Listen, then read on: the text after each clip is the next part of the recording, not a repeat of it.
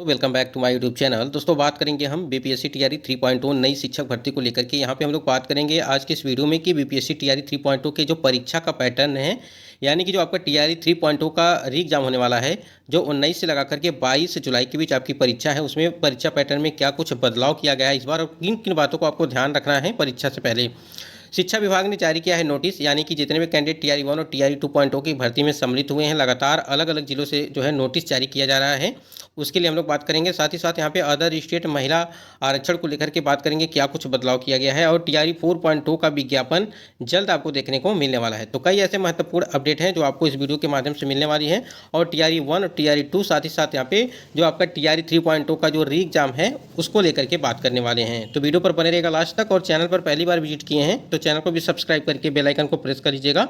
जिससे हर एक latest update आपको टाइम से मिलती रहे। स्क्रीन पे आप देख पा रहे हैं कि कार्यालय जिला शिक्षा पदाधिकारी पूर्वी चंपारण मोतिहारी से एक लेटर जारी किया गया है, और जिला कार्यक्रम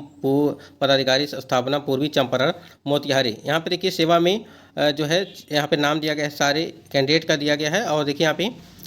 विषय में क्या दिया गया है, CWJC नंबर यहाँ पे 874/2024 के अंतर्गत दिनांक 5/4/2024 यानी कि 5 अप्रैल 2024 को पारित न्यायाधीश के आलोक में पक्ष प्रतिवेदन प्रस्तुत करने के संबंध में उप निदेशक जो है बिहार पटना के पत्रांक संख्या इतना 24/4/2024 महाशय उपर्युक्त विषयक प्रासंगिक पत्र द्वारा कंप्यूटर विज्ञान के पद पर नियुक्त विद्यालय अध्यापक के लिए निर्धारित अर्हता के समरूप अर्हता नहीं होने के फलस्वरूप कार्रवाई करने का आदेश जो है यहाँ पे निर्देश प्राप्त है के आलोक में आप सभी से प्राप्त शैक्षणिक प्रमाण पत्र के अवलोकन में पाया गया कि आपकी योग्यता कंप्यूटर साइंस में डिप्लोमा है। आपको बता दें कि जो कंप्यूटर साइंस वाला जो यहाँ पे मैटर है, इसमें काफ़ी ज़्यादा जो है धांधली देखने को मिला था, और बहुत सारे कैंडिडेट का जो है यहाँ पे कमेंट भी आते हैं कि इसमें जो है काफ़ी ज़्यादा जो है धांधली देखने को मिला था, जिसमें रिजल्ट में काफ़ी गड़बड़ी हुई थी। अतः उक्त वर्णित स्थिति में आप अपना स्पष्टीकरण समर्पित करें कि क्यों नहीं कंप्यूटर साइंस के पद पर नियुक्त हेतु निर्धारित अर्हता नहीं रहने के फलस्वरूप आपके विरुद्ध अग्रेतर कार्रवाई की जाएगी। अब यहाँ पे कंप्यूटर साइंस वाले जितने भी कैंडिडेट हैं, यहाँ पे जो है जो भी आपके शैक्षणिक जो आपके प्रमाण पत्र हैं उसकी जांच के लिए यहाँ पे प्रतिवेदन उपलब्ध कराना है आपको। और आपको नियुक्ति हेतु निर्धारित अर्हता नहीं, यानी कि आपका जो भी अर्हता मांगा गया था, ठीक है, वो आप अगर पूरा नहीं करते हैं तो कहीं ना कहीं आपके विरुद्ध जो अग्रेतर कार्रवाई आपके ऊपर की जाएगी। तो इसलिए देखिए ये तो आपको 13/5/2024 के लेटर जारी किया गया था, और एक एक चीज़ जो है अलग अलग जिलों से चीज़ें निकल के आ रही हैं। अभी आप लोगों ने देखा था खगड़िया से भी आपका यहाँ पे लेटर आया था,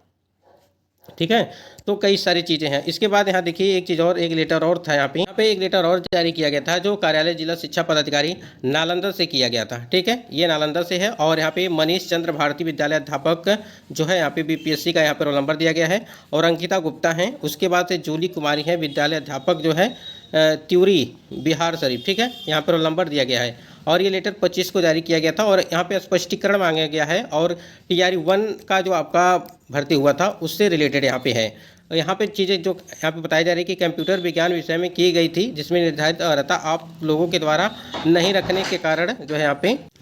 तो देखिए आप लोग सीटेट को लेकर के या स्टेट को लेकर के बहुत सारे जगहों पे चीज़ें देखने को आपको मिल रही हैं कि यहाँ पे देखिए आपको बर्खास्त किया जाए, ठीक है, यानी कि कारण क्यों नहीं आप सभी को सेवा से बर्खास्त किया जाए, और आप अपना जो है यहाँ पे देखिए पत्र प्राप्ति के 3 दिनों के अंदर जो है हदवस्ताजी कार्यालय में समर्पित करना, ताकि जो है नियमानुसार अग्रेतर कार्रवाई की जा सके। तो 3 दिन का जो टाइम मिला है आपको, 25 है तो आपका 26 हो गया, फिर 27 हो गया, ठीक है, फिर 28 हो गया। यहाँ पे 28 तारीख तक आपको चीज़ें करनी है, 27 तारीख तक जो है ये सारी चीज़ें आपको कर लेनी है। जो भी डॉक्यूमेंट आपके पास हैं उसको जो है आप जांच पड़ताल करवा लीजिए, अगर आप सही पाए जाते हैं तो। और एक चीज़ हम आपको बार बार चीज़ें कहते हैं कि ये जो अदर स्टेट की महिला कैंडिडेट हैं वो भी ध्यान रखेंगी, उनको जो है आरक्षण का कोई भी लाभ नहीं मिलेगा, आप चाहे किसी भी कैटेगरी के हों, ठीक है, आप किसी भी कैटेगरी के हैं, आपको सिर्फ जनरल में ही आपको काउंट किया जाएगा, इस बात को आप ध्यान रखिएगा। और जो भी आरक्षण का लाभ होगा वो सिर्फ बिहार के महिला कैंडिडेट को यहाँ पे, और जो बिहार के कैंडिडेट हैं जितने भी, उनको जो भी उनके लिए आरक्षण लागू किए गए हैं वही उनको आरक्षण मिलने वाला है। अदर स्टेट की महिलाओं के लिए कोई भी आरक्षण नहीं है। साथ ही साथ अगर यहाँ पे सीटेट को लेकर के बात करें या स्टेट को लेकर के बात करें, उनके लिए जो है जो भी उनका जो है परसेंटेज को 60% रखा गया है, 40% रखा गया है, ठीक है, या 50% रखा गया है। ये जो नंबर आपको बताया गया है कि उसी नंबर पे आपका जो है सिलेक्शन होगा, यानी कि सीटेट हो या स्टेट हो, ठीक है। परीक्षा अगर पैटर्न की बात करें तो आपको बता दें कि परीक्षा का जो पैटर्न होगा, जिसमें आपको भाषा अर्हता का जो नंबर भाषा अर्हता है आपका वो 30 का है, जिसमें आपको 9 नंबर यहाँ पे पासिंग नंबर चाहिए। ठीक है, इस बात को आप ध्यान रखें। तो उसमें क्या है कि भाषा अर्हता जो है आपका टीआरई 2.0 की भर्ती में हटा दिया गया था, लेकिन ऐसा कहीं भी नोटिफिकेशन में नहीं मेंशन किया गया है कि टीआरई 3.0 में जो है भाषा अर्हता को हटा दिया जाएगा, और टीआरई 2.0 में इस बात का जिक्र कहीं भी नहीं था, लेकिन परीक्षा के बाद से जो है इस सारी चीज़ों को हटाया गया था। तो ऐसा नहीं है कि आपका टीआरई 3.0 की भर्ती में इसको जो है लागू नहीं किया जाएगा, ठीक है, या इसको हटा दिया गया है, ये कोई भी यहाँ पे चीज़ें नोटिफिकेशन में मेंशन नहीं की गई हैं। और भी कई सारी चीज़ें हैं, जैसे मान लीजिए आपका नेगेटिव मार्किंग को अगर लेकर के बात करें तो कोई भी आपकी नेगेटिव मार्किंग परीक्षा में नहीं होने वाली है। ठीक है, और साथ ही साथ आपके जो है 150 प्रश्न होंगे, 120 पे आपकी कट ऑफ बनेगी। अगर भाषा अर्हता को यहाँ पे चीज़ें हटा दी जाती हैं तो 120 पे आपकी कट ऑफ बनने वाली हैं, और आप समझ सकते हैं कि 75-80 प्लस के ऊपर आपकी इस बार भी कट ऑफ होने वाली है, जैसे आप लोगों ने टीआरई 2.0 की भर्ती में देखा था। क्यों होने वाली है इस बार, तो आपको बता दें क्योंकि 25 नंबर का जो वेटेज है, ठीक है, जो अतिथि शिक्षक हैं उनके लिए जो चीज़ें लागू की गई हैं हाईकोर्ट के द्वारा, पटना हाईकोर्ट के द्वारा, वो आपके यहाँ पर 25 नंबर के लिए जो है 25 नंबर अगर वैसे ही पाए जाते हैं तो आप समझ सकते हैं कि कट ऑफ कितनी हाई जाने वाली है इस बार भी टीआरई 3.0 का जो आपका री एग्जाम होने वाला है। और भी चीज़ें हैं, देखिए जैसे मान लीजिए अगर यहाँ पे चीज़ें बात करें बीपीएससी टीआरई 3.0 के साथ साथ 4.0 की जो भर्ती विज्ञापन है वो 20 जुलाई के बाद, ठीक है, आपका विज्ञापन वो जारी किया जाएगा। यानी कि टीआरई 4.0 वैकेंसी आपकी जो है वो आपका अगर विज्ञापन की बात करें तो आपका 20 जुलाई के बाद ये देखने को मिलेगा। आपको पता है कि 24 तारीख को 24 अगस्त को आपका परीक्षा है, और 24 सितंबर को आपका जो है आपका रिजल्ट आएगा, यानी कि 4.0 भर्ती की हम बात कर रहे हैं। साथ ही साथ यहाँ पे हमने जो अभी बात की आपको कि भाषा अर्हता को लेकर के कि भाषा अर्हता लागू होगा या नहीं, तो देखिए ऐसा भी नोटिफिकेशन में कहीं भी मेंशन नहीं किया गया कि भाषा अर्हता को लागू किया जाएगा या नहीं किया जाएगा, ठीक है, यानी कि हटाया जाएगा। और आपकी जो परीक्षा केंद्र हैं उसमें 22 जिलों से जो है आपकी सूचियां, यानी कि सूची मिल चुकी है। 22 जिलों में परीक्षा के केंद्र आवासन उपलब्ध कराने के लिए जो लेटर जारी किया गया था आपको, जिसमें 19 से 22 जुलाई के बीच परीक्षा है, तो अलग अलग जिलों से जो है वो सारी चीज़ें आ गई हैं, यानी कि 22 जिलों से जो है